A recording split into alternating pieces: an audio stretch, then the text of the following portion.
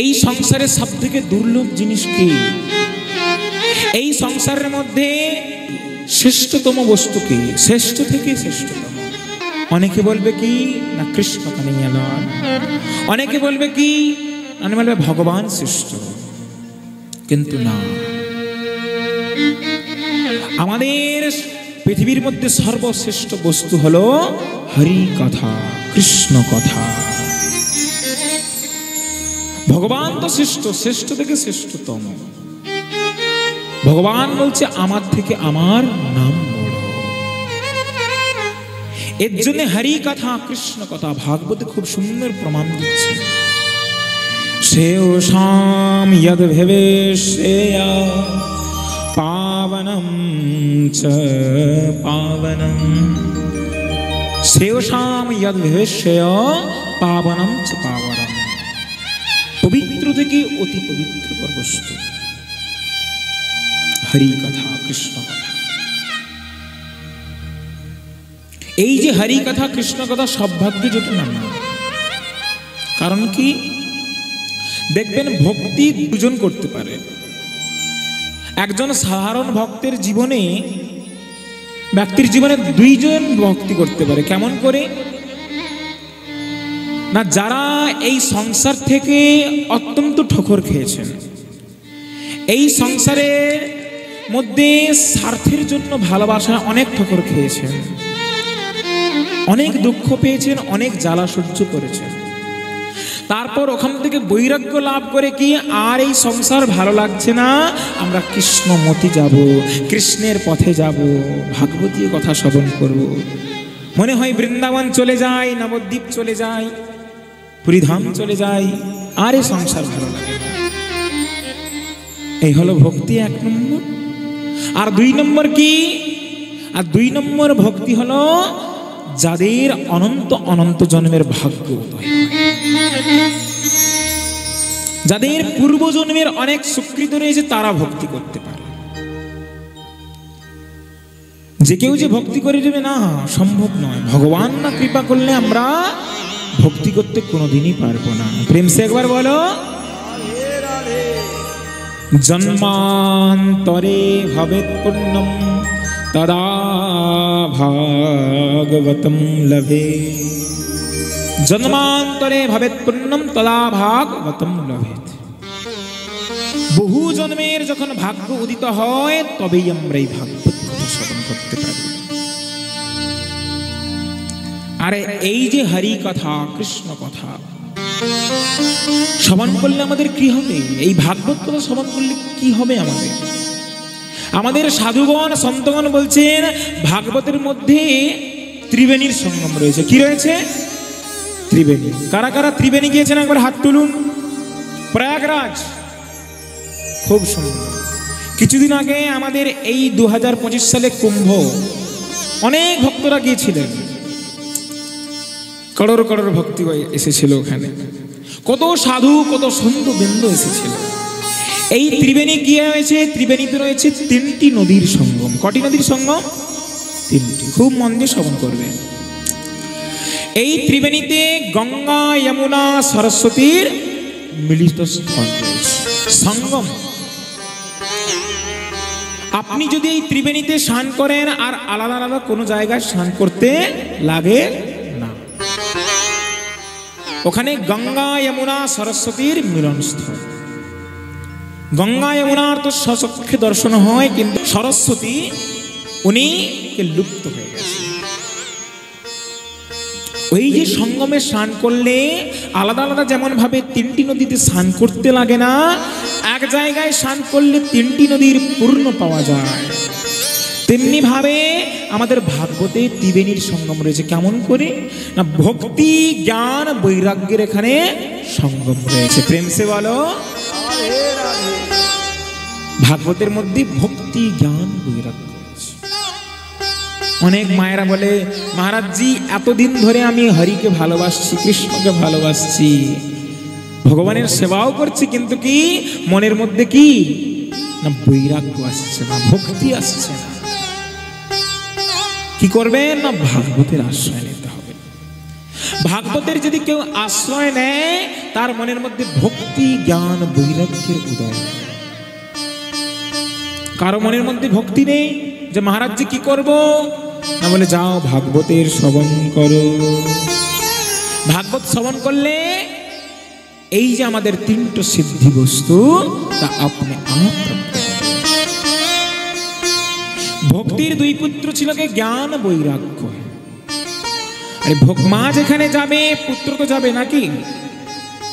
আপনি খুব সুন্দর ভাগবতীয় কথা করাচ্ছেন, নিমন্ত্রণ দিয়েছেন কাকে? না বাড়ির মালিককে, যে আজকে আমাদের ওখানে ভাগবতীয় কথা হবে, প্রসাদ পাওয়ার ব্যবস্থা রয়েছে, সবাই যাবেন। একজনকে বলে দিলে কি আর বাকি সবাইকে বলতে লাগে? না।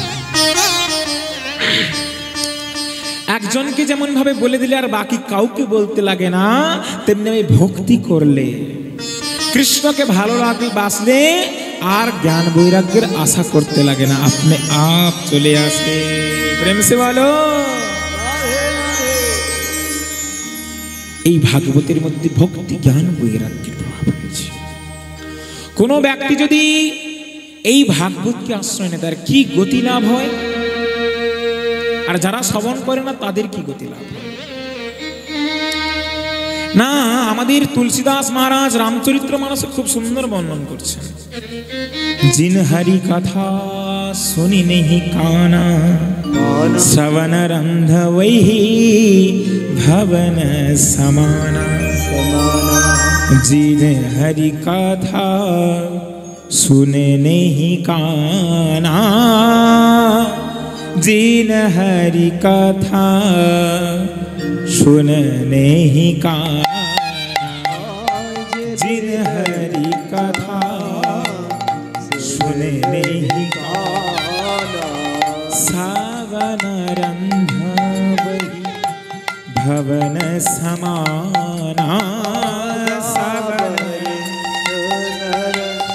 भवन समाना। जय राम श्री राम, जय जय राम, जय राम श्री राम, जय जय जय जय राम, जय जय राम, जय जय राम, श्री राम जय राम, जय जय राम, श्री राम जय राम। আমাদের কি বললেন গোস্বামী তুলসীদাস? जिन हरि कथा सुनी नहीं काना, श्रवण रंध এই ভবন সমানা। যার কান হরি কথা শ্রবণ করে না সে কেমন? একটা ঘরের সমান, ভবন সমান।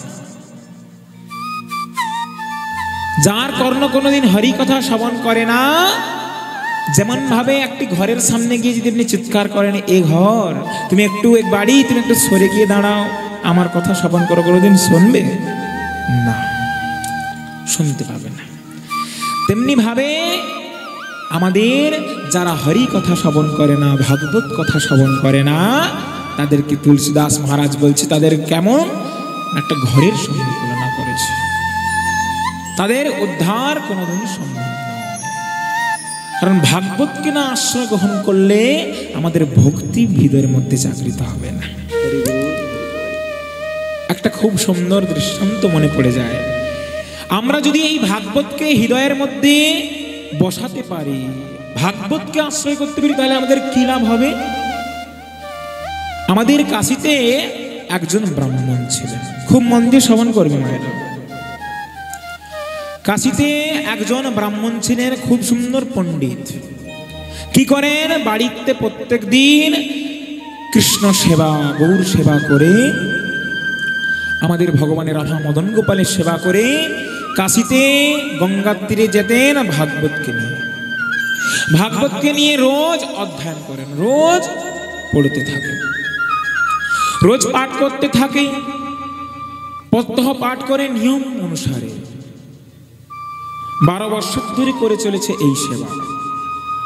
মাতা পিতা বললেন, এ ছেলে তুমি রোজ ভাগবত পাঠ করো, খুব সুন্দর, কিন্তু বাড়ির প্রতি একটু ধ্যান দাও। একটু কাজকর্ম করো, অন্য কিছু কাজ করো। বলে বাবা আমার অন্য কোনো কাজ করতে ভালো লাগে না, এই ভাগবত পাঠ করতেই শুধু ভালো লাগে। প্রেম সে বলো রাধে রাধে। বলে শুধুমাত্র ভাগবত পড়তেই ভালো লাগে তোমাকে? বলে হ্যাঁ বাবা। বলে আচ্ছা ঠিক আছে, তাই তুমি ভাগবতই পাঠ করো। এই যে ভাগবত পাঠ করে কোনো স্বার্থের জন্য নয়, ভগবানকে ভালোবাসেন, হে প্রভু হে দীননাথ কবে তুমি কৃপা করবে, এই আশাতে মনের মধ্যে আশা, হে প্রভু তোমার দর্শন কবে পাবো, একটাই মাত্র আশা। অনেকজন আসে বলে হে পণ্ডিতজি তুমি আমাদের বাড়িতে চলো, আমাদের বাড়িতে গিয়ে একটু ভাগবত পাঠ করে দাও। হ্যাঁ যেতে পারি, কিন্তু আমার যে নিয়ম রয়েছে প্রত্যহ এই কাশিতে গঙ্গার তীরে বসে রোজ আমি যে ভাগবত পাঠ করি, এটা পূর্ণ করার পর তবে গিয়ে তোমার ওখানে যাব, তার আগে যেতে পারবো না। মনের মধ্যে এমন ভাব, এমন যেমন ভাব নিয়ে পাঠ করেন, দেখতে দেখতে বড় হলো শিশু। আজকে কি 24 বছরের হয়ে গেল, মাতা পিতা ভাবলো এর বিবাহ দিয়ে দিতে হবে, বিবাহ দিলে আশা রাখছি যে ঘর সংসার করলে এমন ভাবে আর ভাগবত পাঠ করবে না। প্রেম সে বলো রাধে রাধে। অনেকের মনের মধ্যে ভাবনা থাকে যে ছেলে কথা শুনছে না, অবাধ্য হচ্ছে, বিয়ে দিয়ে দেই ঠিকঠাক হয়ে যাবে, এমন অনেকেই ভেবে থাকে। এটা কি ঠিক? আমি জানি না, কারণ আমার এখন বিবাহ হয় নাই, তো আমি জানি না। প্রেম সে বলো রাধে রাধে। আমাদের দাদু ঠাকুমা বয়স্ক মানুষরা বলে থাকে। যাই হোক, আমাদের এই যে ওই যে ব্রাহ্মণ কি করেছে, রোজ পাঠ করে, দেখতে দেখতে একদিন আমাদেরকে ওনার মাতা পিতা ওনার বিবাহ দিয়ে দিলেন। বিবাহ দিয়েছে, স্ত্রী এসেছে বাড়িতে। হ্যাঁ কি গো তুমি রোজ পাঠ করো, সংসার কেমন করে চলবে, আমরা খাবো কি, ভগবানকে ভোগ লাগাবো কি? বলে কি করবো পত্নী, হে দেবী আমার যে নিয়ম রয়েছে প্রত্যহ ভাগবত পাঠ করা, এই নিয়মকে তো আর পরিত্যাগ করতে পারবো না। এমন যেমন বললেন, স্বামীকে বাধা দিলেন না। স্বামীকে বাধা না দিয়ে বললেন তুমি যাও পাঠ করো। দেখতে দেখতে একদিন কি পৌষ মাস এসেছে। পৌষ মাসে কি হয় না, পৌষ মেলা হয়। আমাদের বৃন্দাবন থেকে বহু সাধু আমাদের কোথায় না প্রয়াগে আসেন। মাঘে প্রয়াগে কোটি কল্পবাসে। মাঘ মাসে প্রয়াগরাজে কেউ যদি বাস করতে পারেন, কল্পবাস কোটি কল্পবাস করলে যেই ফল পাওয়া যায়, এই মাঘ মাসে 1 মাস যদি প্রয়াগরাজে কাটাতে পারে একই ফল পাওয়া যায়। প্রেম সে বলো রাধে রাধে। তো আমাদের বৃন্দাবন থেকে সাধুগণ কাশীধামের পথ দিয়ে যাচ্ছে কোথায় না, ওই প্রয়াগরাজে। তখন তো বাবা ট্রেন ছিল না, বাস ছিল না, পদযাত্রা করে যাচ্ছে। কীর্তন গান করতে করতে, কীর্তন করতে করতে যাচ্ছেন, হঠাৎ দেখতে পেলেন সন্ধ্যা হয়ে আসছে। আমাদের কোথাও তো আশ্রয় নিতে হবে। আর সাধুরা কি করে, যেখানেই দেখতে পায় বৃক্ষ রয়েছে, বড় বৃক্ষ রয়েছে, কুটিয়া রয়েছে, ছোট্ট যেমন ভাবে থাকুক না কেন ওখানেই আশ্রয় নেয়। নিশ্চিন্ত, কোনো মনের মধ্যে আশা নেই যে আমার খুব সুন্দর গৃহ লাগবে, খুব সুন্দর প্রসাদ লাগবে। যখন যেটা পেয়ে যাব তখনই সেটা পেয়ে যাবে। আহা, সাধুরা কি করেছে, আজকে ওই ব্রাহ্মণীর গৃহেতে এলো। ব্রাহ্মণীর গৃহেতে টোকা দিয়ে বলল, বাড়িতে কে আছো? শ্রীমান নারায়ণ। বলে আসছি। দরজা খুলে দেখলো যে 7 জন সাধু এসেছে। অনেক ভাগ্যের ফলে বৈষ্ণব আসিয়া মিলে। অনেক ভাগ্যের বলে বৈষ্ণব পাওয়া যায়, সাধুদের দর্শন পাওয়া যায়। মনের মধ্যে অত্যন্ত প্রসন্ন হলে মনে হচ্ছে আজকের দিনটা খুব ভালো দিন। বাড়িতে আজকে সাধু এসেছে, বৈষ্ণবগণ এসেছে। এই বলে সাধুদের বসতে দিলেন, জলপান করালেন। বললেন ওই ব্রাহ্মণীকে সাধুগণ বললেন, আমরা আজকে 4 দিন ধরে মা কিছু পাইনি, পথ চলতে চলতে কাশীধামে এসেছি, তুমি যদি পারো আমাদেরকে কিছু প্রসাদ পাওয়াতে পারবে? বলে হ্যাঁ বাবা অবশ্যই পারবো। যেই এমন বলল, বাড়িতে গিয়ে দেখে যে আজকে 1 কণা বিন্দু চাল নেই, ডাল নেই। সব চাল ডাল ফুরিয়ে গেছে। বলে আমি এমন কেমন করে সেবা দেব? সাধুরা এসেছে বাড়িতে, সাধুদেরকে যদি অভুক্ত হিসাবে অভুক্ত আমি যদি এখান থেকে চলে যেতে দেই, গৃহের অমঙ্গল হবে। কেমন করে এটা সম্ভব? আমি কি করব এখন? মনের মধ্যে ভাবছেন। এত আশা নিয়ে এসেছে সাধু আমার কাছে, এমন যেমন মনে করছে। তখন কি বললো, এখন একটাই উপায়। স্বামী তো আসে না, স্বামী গিয়েছে কোথায় না সেই গঙ্গার তীরে ভাগবত পাঠ করার জন্য। রাত্রি হয়ে যাচ্ছে, পাশের বাড়িতে গেল, গিয়ে বলছেন দিদি একটু আমাকে চাল ডাল দেবে, সাধু এসেছে, সাধুদের একটু সেবা দেব। বলে না না, বাড়িতে এখন দেওয়া যাবে না, আমাদের বাড়িতে কিছুই নেই। সাধুদেরকে কিচ্ছু পাওয়াতে পারলো না। ওনার পত্নী, ওই ব্রাহ্মণের পত্নী, ব্রাহ্মণী কিছু পাওয়াতে পারলো না। সাধুরা বুঝতে পেরে গেল যে আজ বাড়িতে কিছু নেই। কারণ সাধুরা কি মহাপুরুষ, তারা হৃদয়ের কথা বুঝতে পারে। ত্রিকালদর্শী তারা, আপনি কি করেছেন জীবনে সব বলে দিতে পারে। সাধুদের ভজনের এত প্রভাব। এই যে সাধুগণ বললেন, মা চিন্তা করো না, আমরা অন্য কোথাও পেয়ে নেব, আমরা চলে যাচ্ছি। এই বলে সাধুগণ সবাই মিলে চলে গেল। কিন্তু ওই যে ব্রাহ্মণী কিছুই পাওয়াতে পারল না, নয়ন থেকে অশ্রু বর্ষণ হয়। হে প্রভু, আমি কি এত অধম? মনের মধ্যে রাগও হচ্ছে স্বামীর পরে। স্বামী যদি আমাদের জন্য একটু ডাল চালের ব্যবস্থা করত, সংসারে একটু আহারের ব্যবস্থা করত, তাহলে এমন দিন আর দেখতে হতো না। সাধুদের অভুক্ত আমাদের ফিরিয়ে যেতে হতো না। মনের মধ্যে অত্যন্ত পীড়া। দেখতে দেখতে গভীর রাত হলো, স্বামী বাড়িতে ফিরল। যেই বাড়িতে ফিরেছে বলছে, তুমি কেমন কেমন স্বামী? আজকে অত্যন্ত ক্রোধান্বিত হয়ে পত্নী বলছেন, তোমাকে আমি বিবাহ করে ভুল করেছি। আরে আজকে বাড়িতে 7 জন সাধু এসেছিল, তাদেরকে এক কণা বিন্দু চাল পাওয়াতে পারলাম না, অন্ন পাওয়াতে পারলাম না। কত আশা নিয়ে এসেছিল, সাধুরা আজকে অভুক্ত অবস্থায় চলে গেল তোমার জন্য। এই বলে তোমার এই ভাগবতকে এতদিন পাঠ করে কি লাভ হলো?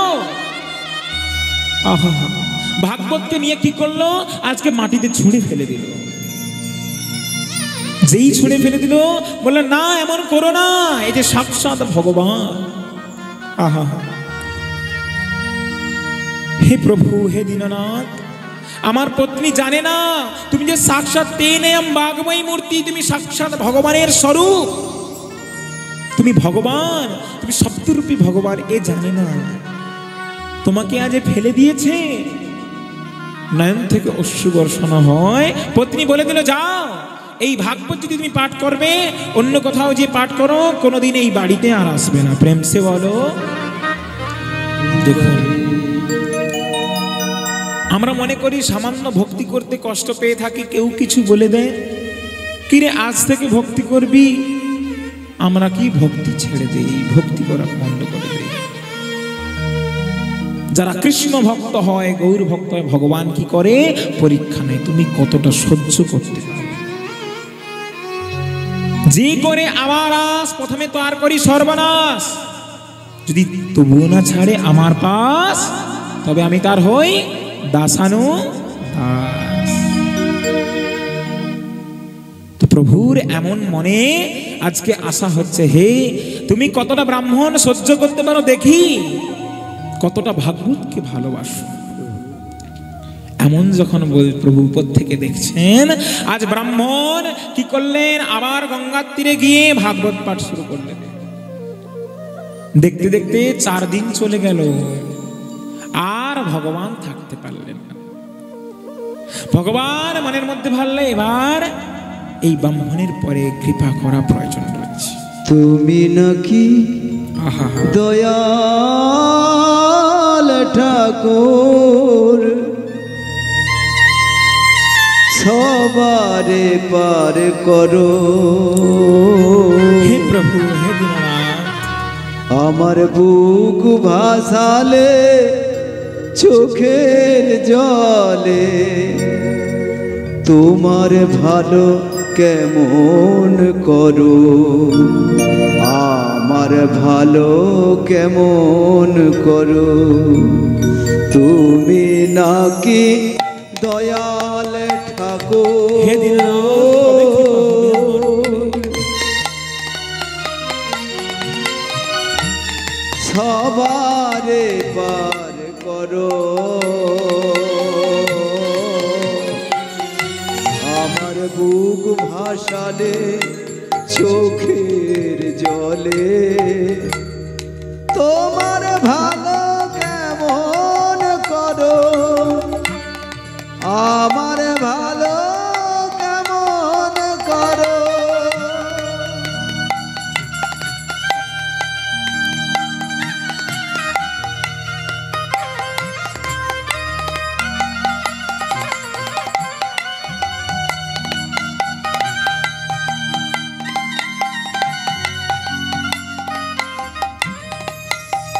প্রভু হে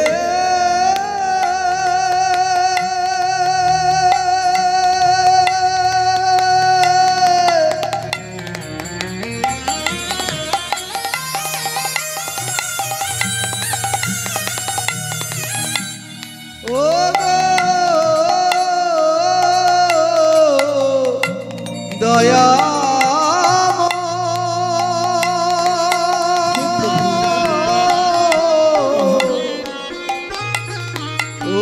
করুণা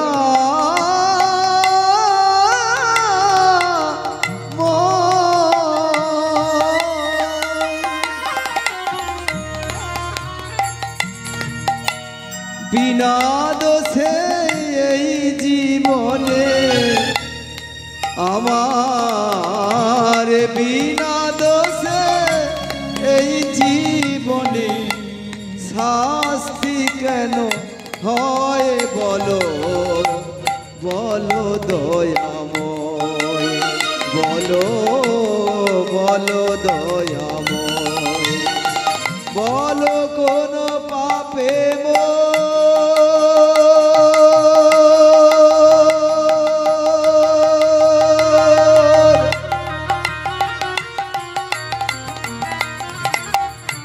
এমন হলো, বলো দয়াময়, বলো বলো দয়াময়, বলো বলো দয়াময়, বলো বলো দয়াময়। মনের মধ্যে আজকে পীড়া। হে প্রভু, হে দীননাথ, কবে দর্শন দেবে? প্রভু আজ মনের মধ্যে ভাবছে আমার ভক্তির মান রক্ষা করতে হবে।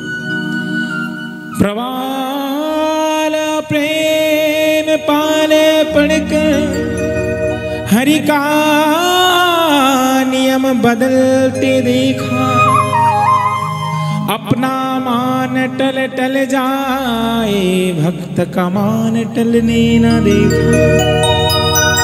প্রভু প্রবাল প্রেমে পেড়ে, অর্থাৎ অত্যন্ত প্রেমে পেড়ে প্রভু হরি নিজের নিয়ম বদলে দেন,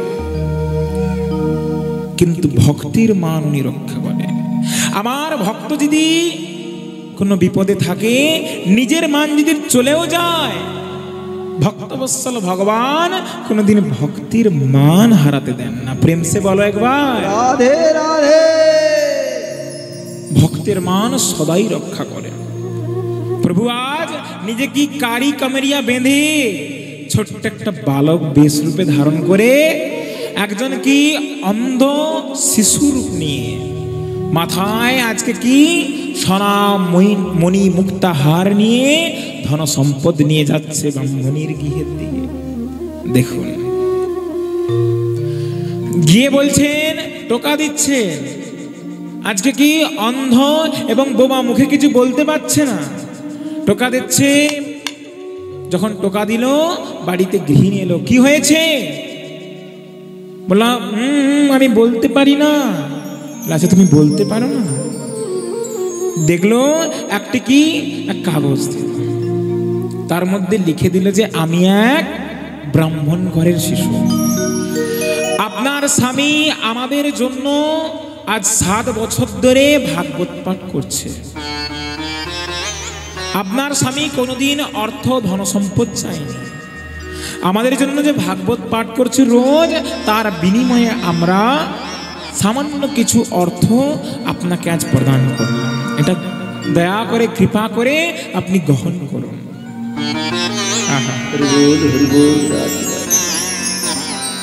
এমন যখন বলছেন, প্রভু যখন সাক্ষাৎ আজ এলেন, বুঝতে পারলো না, দেখলেন যে খুব সুন্দর নয়ন, খুব সুন্দর আজকে কি কারি কামড়িয়া বেঁধেছেন, পীতাম্বর ধারণ করেছেন, এত সুন্দর রূপ, এত সুন্দর, কিন্তু কি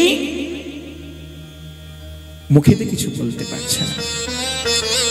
যে লিখে দিল, আজ পত্নী অত্যন্ত আনন্দিত হয়ে আজ ওই ঝুড়িটা নিয়ে বাড়ির ভিতরে চলে গেল, অত্যন্ত খুশি। আহা, আমার স্বামী রোজ এত সুন্দর পাঠ করে, এত সুন্দর অর্থের জন্য, কিন্তু আমাদের কোনোদিন বলেনি আমাদের জন্য এত করছি, মনের মধ্যে আসে। আর এদিকে 4 দিন হয়ে গেছে, ধীরে ধীরে সন্ধ্যার মুখে আজ ওই ব্রাহ্মণ অবশেষে বাড়ি ফিরে এলেন। বাড়ি ফিরে এসে বলছেন, পত্নী কি হলো? দেখলো যে আজ খুব সুন্দর বেনারসি শাড়ি পরে রয়েছে, আজ কি বাড়িতে প্রদীপ জ্বলছে, খুব সুন্দর সাজসজ্জা করেছে বাড়িকে। এটা কি আমার বাড়ি? বলে এই জায়গায় তো আমার বাড়ি ছিল। গিয়ে দেখলো যে পত্নী আজ খুব সুন্দর বেনারসি শাড়ি পরে রয়েছে, এত সুন্দর সেজে রয়েছে। বলে কি হয়েছে পত্নী, আজকে তোমাকে এত সুন্দর লাগছে কেন? বললেন, তুমি আমাদের কত মিথ্যা কথা বলো, তুমি আমাদের জন্য কত করছো, কিন্তু তুমি তো কোনোদিন বলো নয় যে আমাদের জন্য ভাগবত পাঠ করছো। মনের মধ্যে এখন ভাবছে, আমি তো কারোর জন্য কোনোদিন স্বার্থের জন্য ভাগবত পাঠ করিনি। বলে দেখো, আজকে একজন বোবা ব্রাহ্মণ এসে এত ধন সম্পত্তি দিয়ে গেছে, এত মণিমুক্তা হার দিয়ে গেছে। বলে দেখাও আমাকে। দেখালেন, বললেন কে দিয়ে গেল? বলে একজন বোবা ব্রাহ্মণ, ছোট্ট বালক। বলেন, বোবা ব্রাহ্মণ তোমাকে কিছু দিয়ে গেছে? দেখতে বলে একটি পত্র, যেই পত্রতে লিখেছিল যে আমি ব্রাহ্মণ, আমি কথা বলতে পারি না, আপনার স্বামী আমাদের জন্য ভাগবত পাঠ করছে।